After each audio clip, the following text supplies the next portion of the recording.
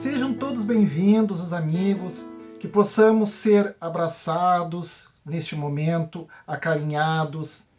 E para iniciar o nosso bate-papo, vamos convidar a nossa amiga Débora para fazer a nossa prece de abertura. Queridos irmãos, para iniciar nosso trabalho da noite, peço que possamos fechar os nossos olhos físicos, que possamos nos concentrar e agradecer ao nosso Pai bondoso, pela oportunidade de estarmos aqui reunidos em nome da nossa Casa Espírita, Discípulos de Jesus, no mês do seu aniversário.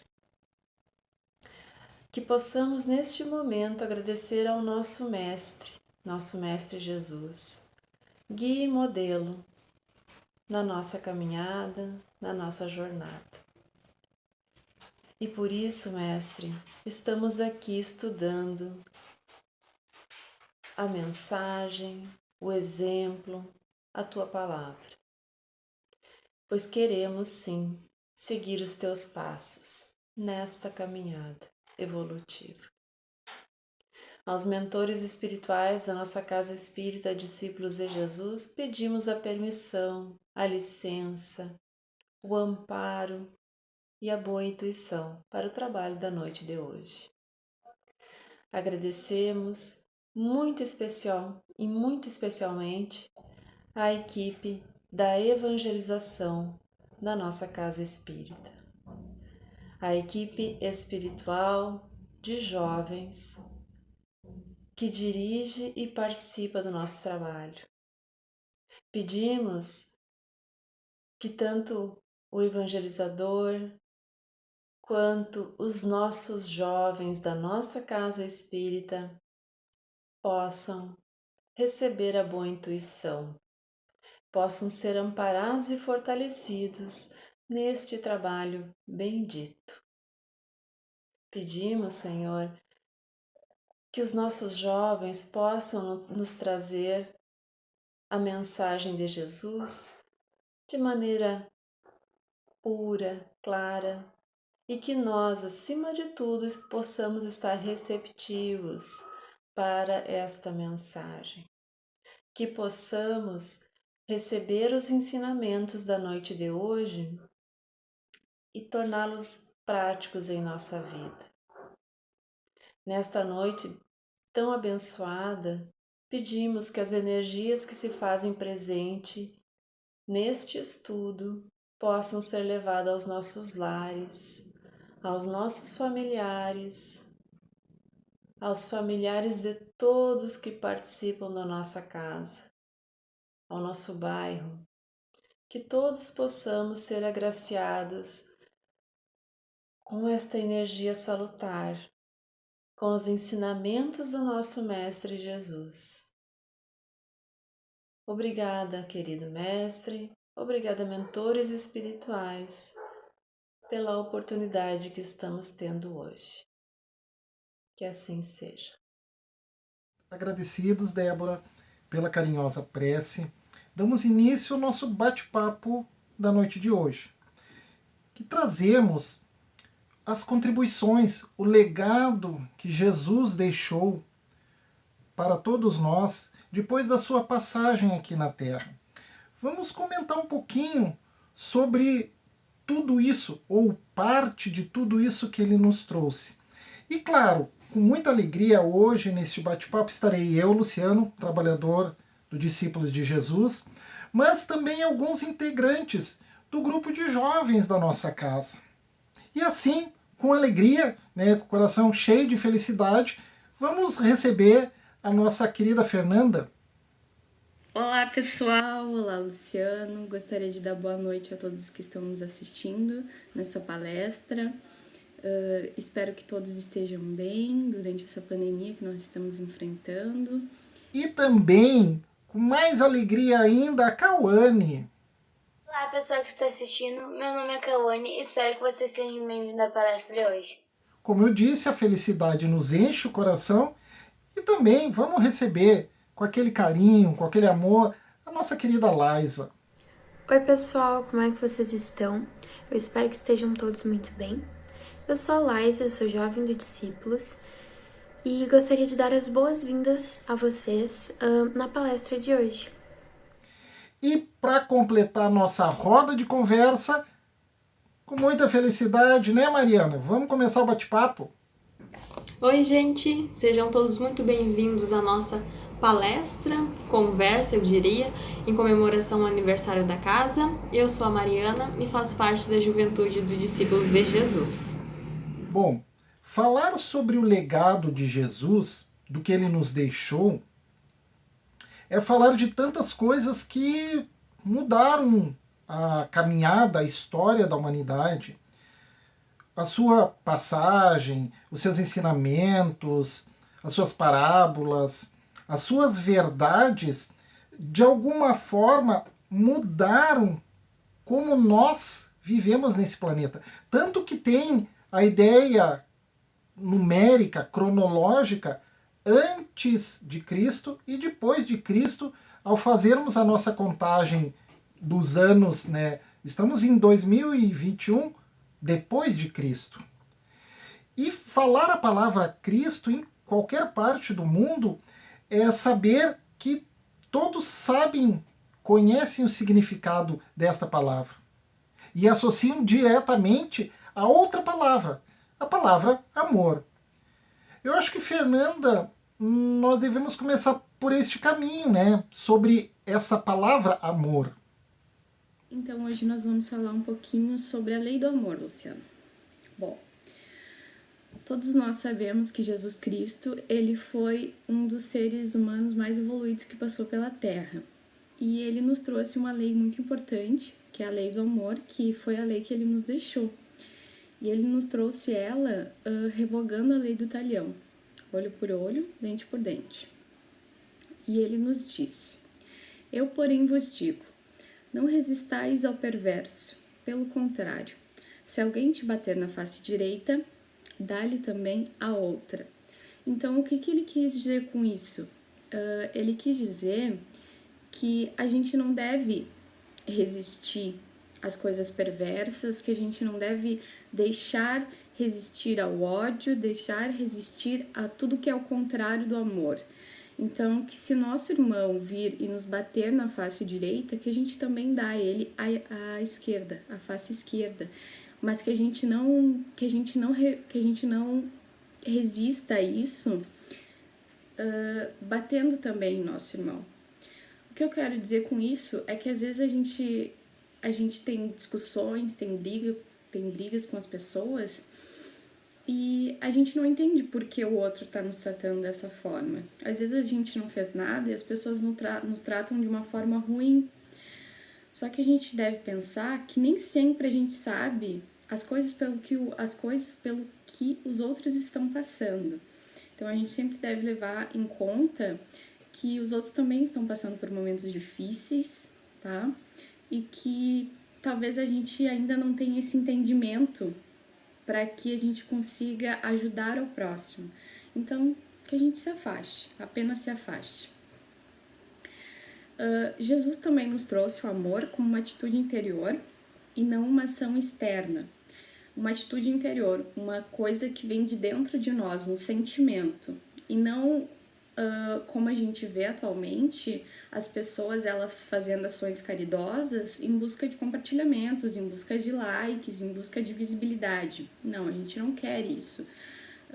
Jesus ele nos fala sobre o amor como uma atitude interna. Eu vou lá, eu ajudo o meu irmão, eu ajudo ao próximo, mas eu não preciso expor aquela ajuda, não preciso expor aos outros que eu estou ajudando tal instituição, que eu estou fazendo caridade, porque isso precisa estar só dentro de mim, sabe? Aquele sentimento de que eu estou ajudando ao outro, de que eu estou evoluindo espiritualmente nessa caminhada, nessa jornada durante essa reencarnação.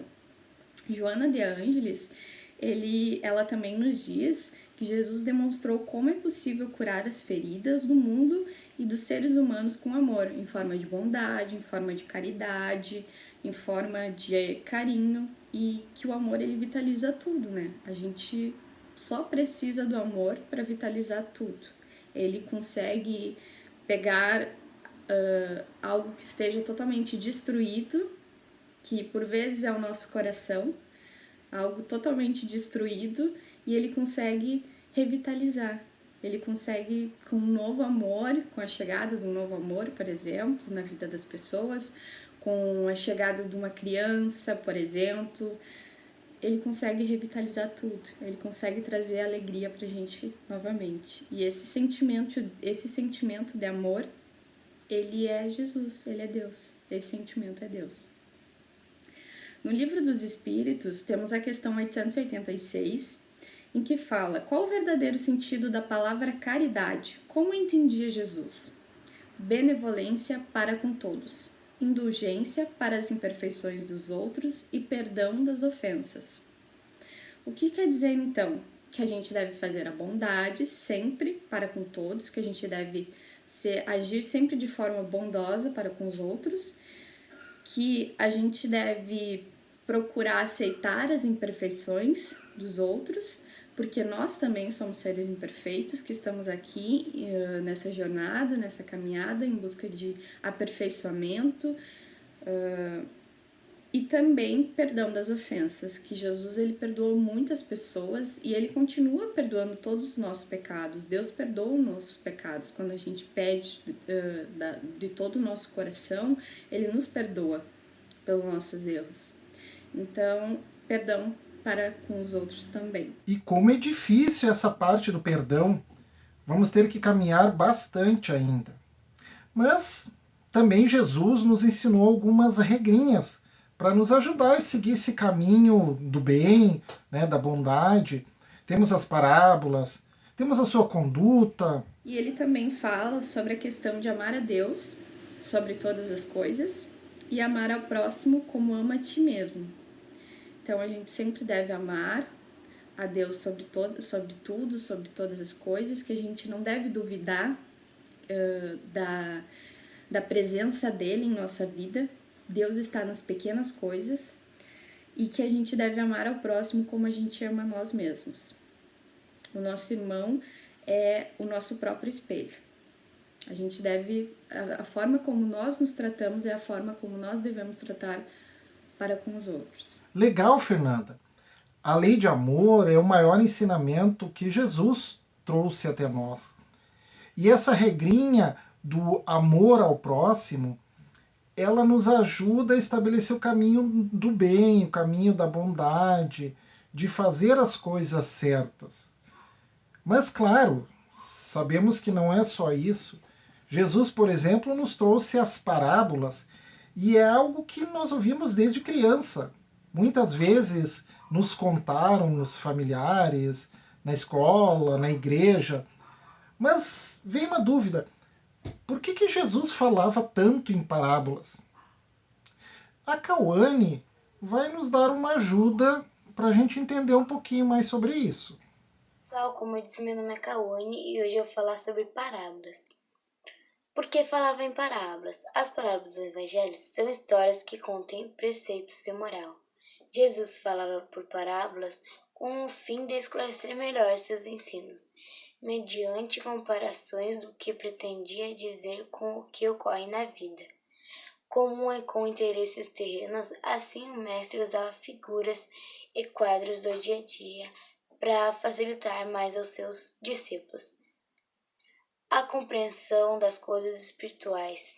E com isso ele deixou mais de 40 parábolas, histórias que trazem reflexões sobre as questões morais, espirituais que nos envolvem e que são possíveis de serem entendidas por das crianças aos adultos. Ô, Cauane, é um legado gigantesco, mais de 40 parábolas. São tantas histórias que deve ter muita coisa, mas muita coisa que nós ainda não paramos para pensar. Ensinamentos dos mais diversos.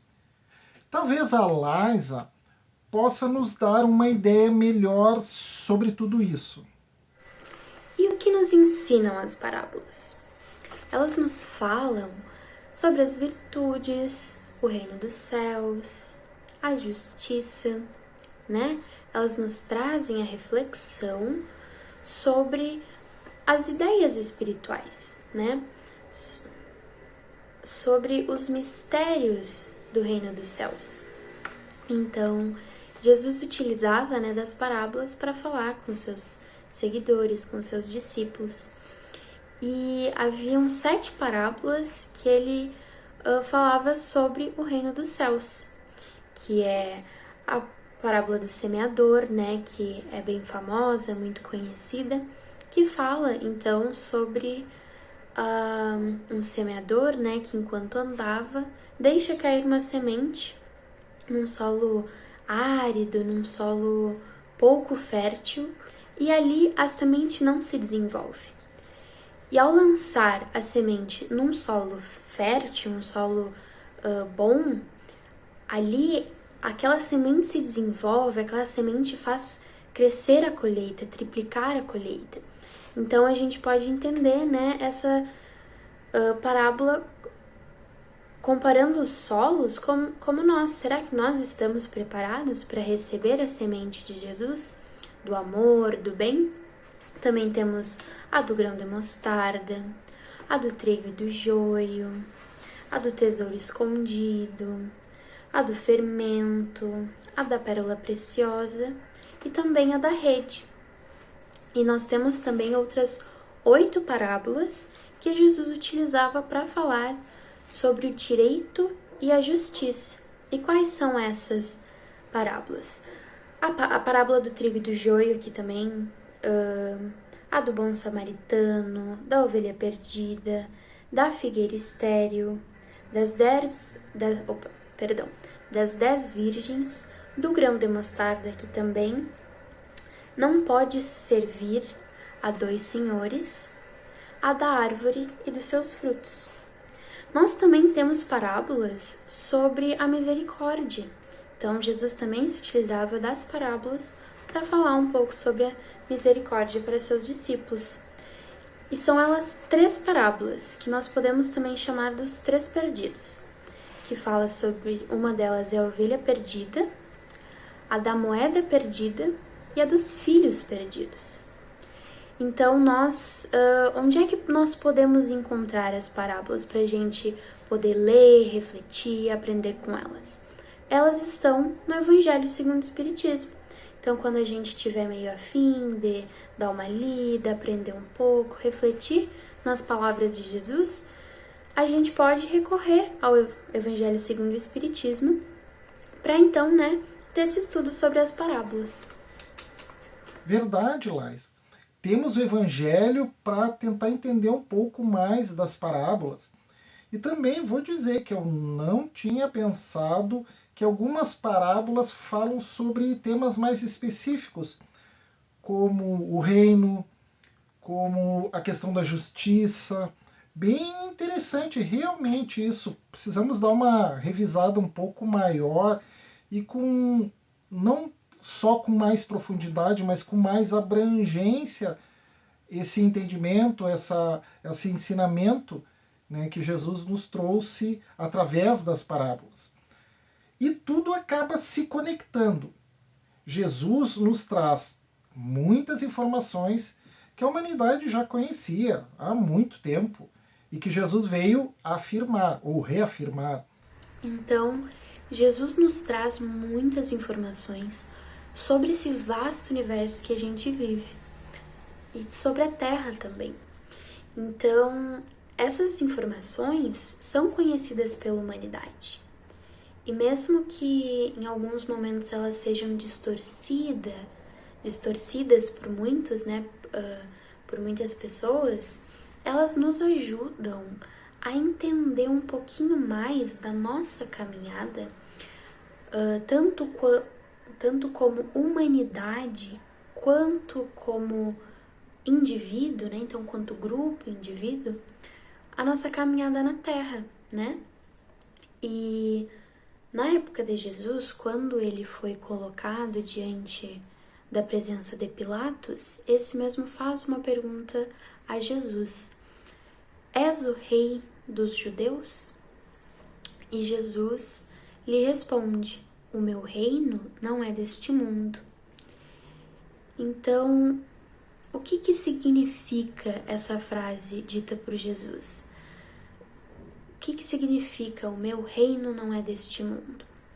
Na questão 1018 do Livro dos Espíritos, ela nos ajuda a entender um pouquinho mais essa frase, né, que Jesus disse a Pilatos. Então a gente consegue entender que Jesus estava falando num sentido figurado. E o que ele quis dizer? Ele quis dizer que o reino dele é nos corações puros e desinteressados. É onde domina o amor do bem. Então, onde domina o amor, a caridade, né, a paz, é onde reina Jesus. E a gente pode também entender que Jesus falava sobre a nossa vida futura, né? Sobre como essa vida futura é uma meta para a humanidade e que ela vai ser objetivo das preocupações do homem na Terra. Pois é, estamos vivendo momentos assim com a pandemia. As necessidades de cuidados pessoais, de cuidar dos outros, cuidar do próximo. Como você comentou, Laisa, valorizar mais a nossa vida futura. Ter preocupações com as coisas que são realmente importantes para cada um de nós, mas também que são importantes para toda a humanidade, para essa casa, esse planeta em que vivemos. E Jesus nos ensinou isso há mais de 2000 anos. Nós que estamos um pouco atrasados. E junto com isso tem tantos outros temas, talvez mais polêmicos alguns, para determinadas pessoas, mas a Mariana vai nos contar sobre um deles. Então, gente, o tema que eu escolhi para esse nosso bate-papo é a reencarnação, em que a doutrina espírita veio nos trazer de forma muito mais profunda, de forma muito mais ampla, né? Bom, a gente sabe que a reencarnação, ela sempre existiu, e o homem, né, sempre teve essa ideia, mesmo que intuitiva, né, do que viria após a morte, desde as suas percepções de penas eternas, céu e inferno. Ele sempre se questionou, né? Se a gente for pegar grandes filósofos como Sócrates, que diz conhece-te a ti mesmo, né? E o que são as nossas sucessivas reencarnações, se não a oportunidade nos dada por Deus de um autoconhecimento, né?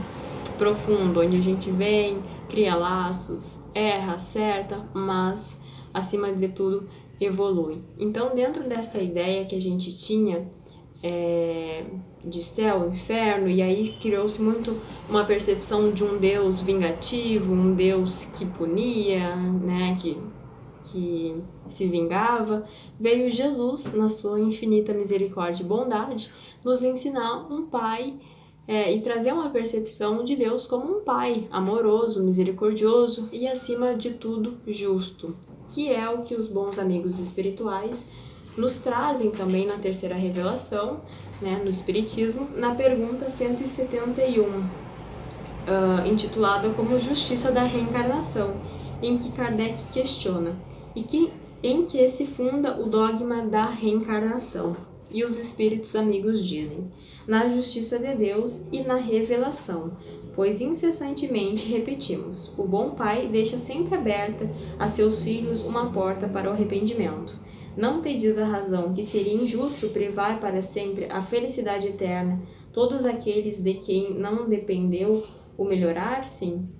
Não são os filhos de Deus todos os homens? Só entre os egoístas se encontram a iniquidade, o ódio implacável e os castigos sem remissão. Então, na verdade, nessa questão, os espíritos vêm nos dizer o que se funda o dogma da reencarnação? Na justiça de Deus, né? E aí a gente vai ter uma percepção muito mais apurada da vida como um todo, né?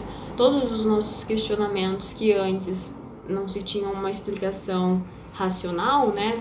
Hoje a gente tem esse conhecimento de entender o porquê que eu reencarno na família que eu estou, o porquê que uns nascem na pobreza, outros na riqueza, né? O porquê que, enfim, as coisas acontecem de forma que muitas vezes a gente não consegue explicar numa só encarnação, né? O porquê que um tem mais talento para uma coisa, outro para outra, enfim. Mas dentre todos os ensinamentos de Jesus e as suas parábolas, ele sempre achava uma maneira, dentro do nosso entendimento, de falar as coisas de forma que a gente entendesse. E a reencarnação não foi diferente. Em várias passagens ele cita, mesmo que, né, por pinceladas, a reencarnação, esse processo, né, de depuração do nosso espírito, de nós mesmos no caso, né.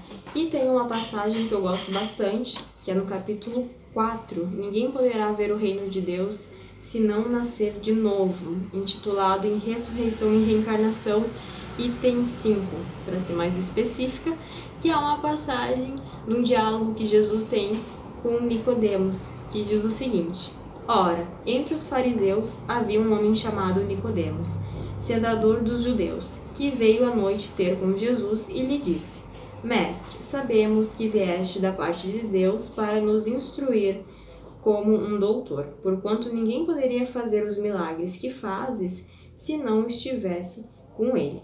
E Jesus diz: Em verdade, digo-te, ninguém pode ver o reino de Deus se não nascer de novo. E aí Nicodemos, obviamente, fala, né, questiona: Como pode nascer um homem já velho? Pode tornar a entrar no ventre da sua mãe para nascer uma segunda vez? E Jesus diz: Em verdade, digo-te, se um homem não renascer da água e do Espírito, não pode entrar no reino de Deus. O que é nascido da carne é carne, e o que é nascido do Espírito é Espírito. E esse item me chama muito a atenção, porque Jesus justamente vem fazer essa separação, né, do corpo, né, que é a nossa vida material, e do Espírito, que somos nós. Aí, Mariana, está um aprendizado importante que Jesus nos traz. Porque ele fala de nascer de novo, fala da água, da carne, essa relação, do nascido do Espírito. Neste momento ele fala então sobre reencarnação.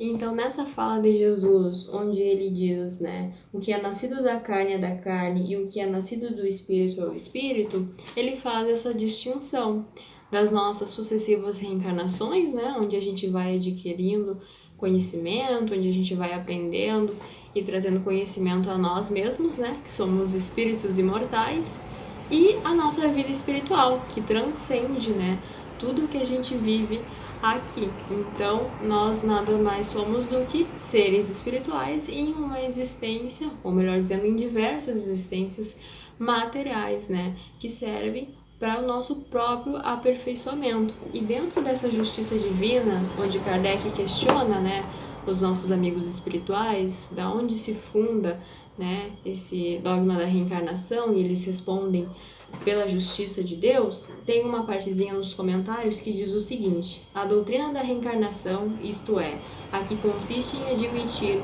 para o espírito muitas existências sucessivas, é a única que corresponde à ideia que formamos da justiça de Deus para com os homens que se acham em condição moral inferior, a única que pode explicar o futuro e firmar as nossas esperanças, pois que nos oferece os meios de resgatarmos os nossos erros por nossas provações. A razão nos indica e os espíritos a ensinam. Então a gente, né, vê que lá na época de Jesus ele veio nos trazer uma concepção totalmente nova, né, de um Deus justo e misericordioso, dentro daquilo que nós poderíamos entender dentro da nossa capacidade. E ainda assim falou, né, de forma muito sutil sobre as nossas diversas reencarnações. E o Espiritismo veio, como o próprio nos prometeu, né, o Consolador prometido, nos explicar, né, de forma mais ampla, né, quando nós já estávamos num processo mais maduro, essas existências, como se dá, né, esse processo reencarnatório. Então a gente percebe que tudo tem o seu tempo dentro da lei de Deus, né, dentro da lei do progresso, e a reencarnação nada mais é do que a infinita misericórdia do nosso Pai, que nos oportuniza a errar, a acertar, mas principalmente a recomeçar diversas vezes, né, de diversas formas e principalmente quantas vezes forem necessárias. Como você comentou, Mariana, a reencarnação é a infinita misericórdia de Deus, nos permitindo assim melhorar, corrigir os nossos equívocos. E como é difícil voltar atrás e saber qual caminho seguir. Mas até aí, Jesus nos ajudou. Ele deixou um conjunto de regras para uma vida melhor. Provavelmente vocês já ouviram falar do Sermão do Monte ou Sermão da Montanha, como é conhecido. Foi proferido por Jesus sobre um monte, provavelmente não muito longe ali de Cafarnaum. Há uma multidão que seguia Jesus, né? E alguns dos seus discípulos que estavam ali presentes. Em seu discurso, Jesus descreve os que têm possibilidade de alcançarem uma genuína felicidade, satisfação e também uma realização de vida. Sobretudo porque estes conhecem e reconhecem a sua necessidade de melhora espiritual. Como diz Sérgio Lopes na obra O Código do Monte, as virtudes do Sermão da Montanha. O Sermão do Monte é uma declaração de princípios para a regeneração de todo o mundo, da nossa humanidade. Ele também coloca que o sermão é um código ético, moral, universal, que nos traz assim um novo comportamento para este mundo. Como nós vamos nos postar, nos comportar, nos mostrando uma forma de agir. E, claro, as consequências desse nosso agir para todos. Não é só para o Luciano, ou para fulano ou Beltrano, é para todos nós. Para que essa sociedade tenha uma vida futura e uma vida além desta vida física que temos. Bem-aventurados é uma expressão que Jesus traz para os felizes, sobre um aspecto espiritual. Vamos entender isso, como foi colocado lá no começo. Da primeira até a última bem-aventurança é um caminho a ser percorrido por cada um de nós.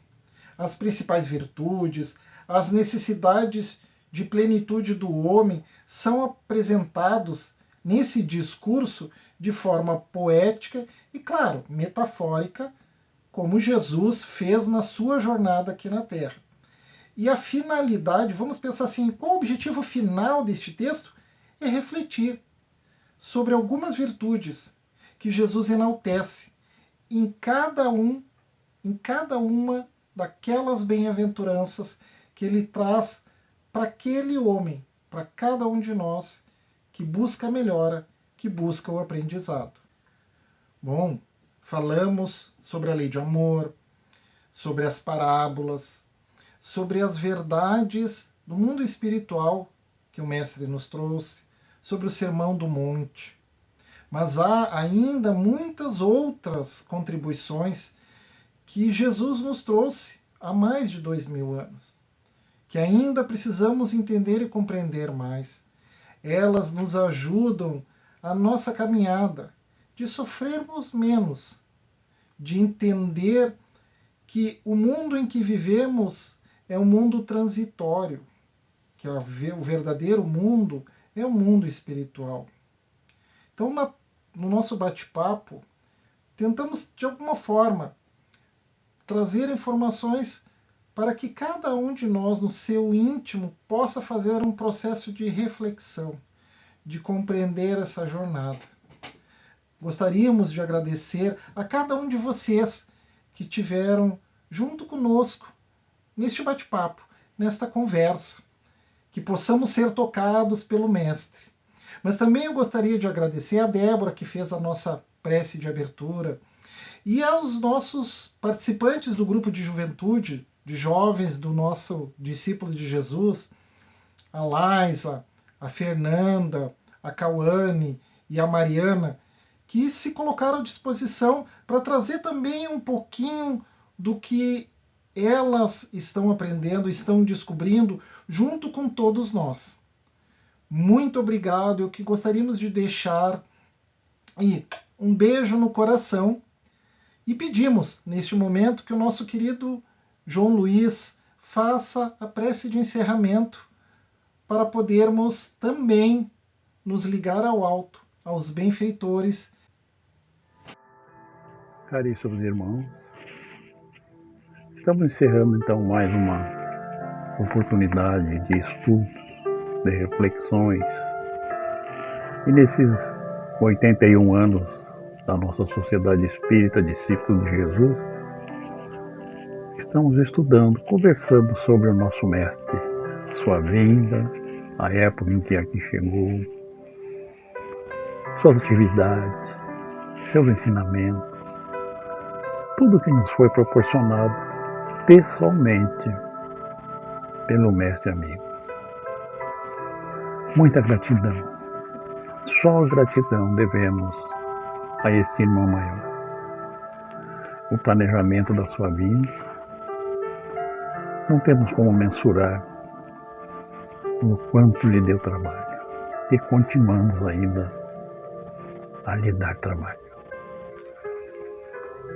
Só temos a agradecer, sim, por termos uma casa, uma escola, um hospital, um pronto-socorro, um pontinho de luz na nossa cidade, no nosso bairro, no nosso estado, no nosso Brasil, na terra do Evangelho, enfim, um ponto de luz no nosso mundo, no nosso planeta Terra.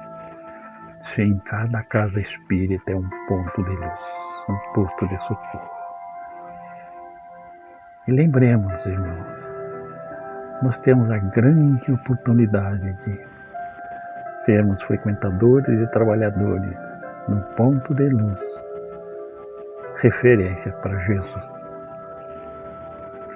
Os seus ensinamentos, as suas atividades junto a nós, muito nos deixou para que possamos seguir as suas pegadas. Obrigado, Divino Mestre. Obrigado, companheiro. Obrigado, anjos de guarda. Obrigado, espíritos que já cresceram, continuam crescendo e nos auxiliando. Neste tempo de pandemia, de transformação da nossa terra, concluindo a fase de expiação e provas, já vivenciando regeneração. E nós buscando galgar os degraus mais elevados para a nossa evolução. Mas sabemos que antes de galgar degraus para subir, temos que trabalhar, preparar esses degraus. E Tu nos ensinou e continua nos amparando para que preparemos, construamos os degraus da nossa escada. Obrigado, pois, Mestre. Obrigado, Maria, por ter sido mãezinha e continua sendo desse pastor de todos nós, desse que busca nos apriscos do equívoco recolher todas as suas ovelhas para o seu aprisco divino. Obrigado, companheiros, por fazerem parte conosco deste ponto de luz na nossa cidade, Sociedade Espírita Discípulos de Jesus. Possamos continuar juntos, de mãos dadas, nos esforçando, nos melhorando, nos reerguendo a cada queda, para termos condições do degrau, próximo degrau, para a nossa evolução. Uma boa noite a todos, bom descanso, e que os anjos de guarda nos auxiliem durante o repouso do corpo físico, a todos nós. E tenhamos amanhã um ótimo despertar para mais uma jornada. Que assim seja.